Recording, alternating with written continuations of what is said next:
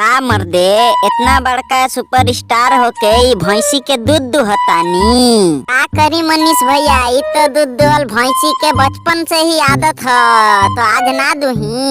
एक बात बतावा दिनेश जी, भैंसी एक दिन में कितना लीटर दूध देवले?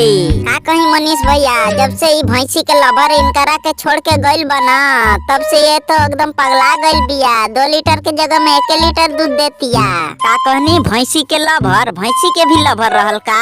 हाँ मनीष भैया, एगो भैंसा भी रखले रहनी, तो उनकरा के मजबूरी में बेच देनी। तब से देखी ना, भैंसिया तो एकदम पागल हो गइल बिया, बहुत चिल्लातिया उनकर याद में। गलती कैले बड़ा मर्दे तबे ने। तू ही सोचा, तोहार बीबी के अगर केहू ले जाई तो तोहरा के याद ना आई? हाँ जरूर आई, तो तू ही बतावा ना मनीष भैया, अब हम का करी?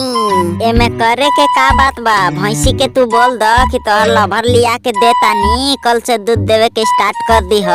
ए हमार भैंसी, कान खोल के सुन, हम तो आर कल लवर लिया के दे देव, लेकिन दूध देवे के तू कमी मत करिह, सुना गइल ना? ठीक बा दिनेश जी, बहुत टाइम हो गइल, अब चलो तानी हम अपना गाँव में, फिर कबो मिलेब। बाय। ठीक बा मनीष भैया, अभी जाए, फिर कबो जरूर आएब, लेकिन बाय।